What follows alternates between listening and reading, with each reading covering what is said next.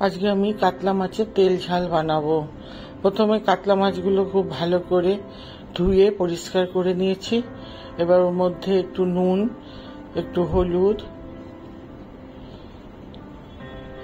আর একটু শুকনো লঙ্কার গুঁড়ো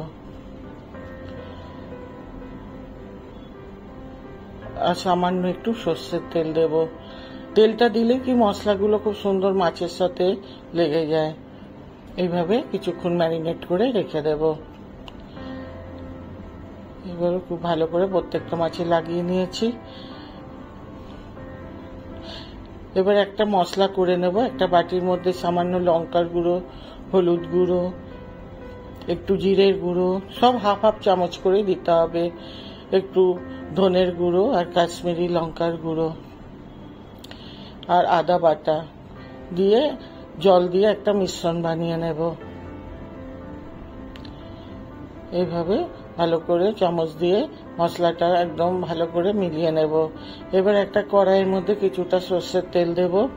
সর্ষের তেলটা খুব ভালো করে গরম করে নিয়ে মাছগুলোকে লাল করে ভেজে নেব।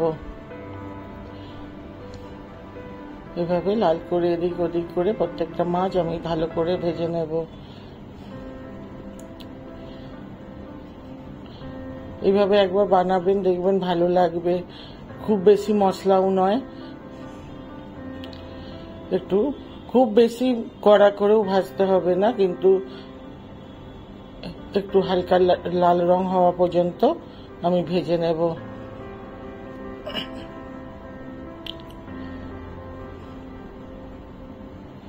এবার দেখুন একটা সুন্দর রং হয়ে গেছে।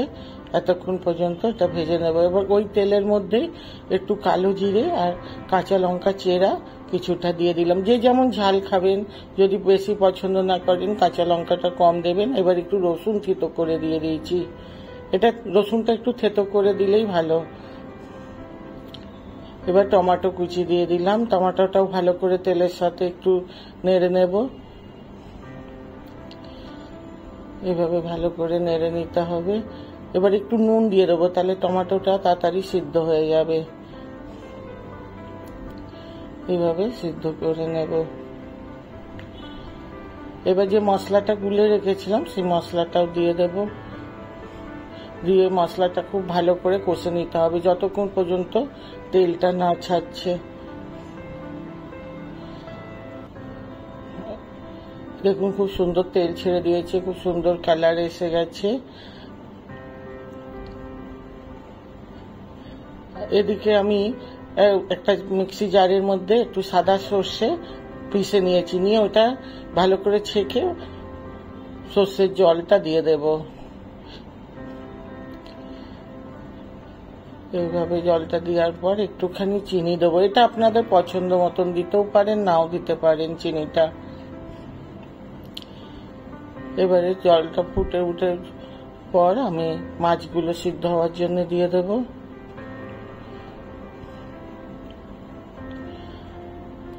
নিয়ে ঢেকে দেব। দেখুন সুন্দর সিদ্ধ হয়ে গেছে, মাছটা তেলও ছেড়ে দিচ্ছে।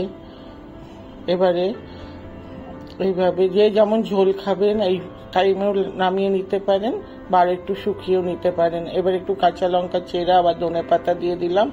ওপর থেকে একটু কাঁচা তেল দিয়ে দেব। যদি ভালো লাগে লাইক করবেন, সাবস্ক্রাইব করবেন।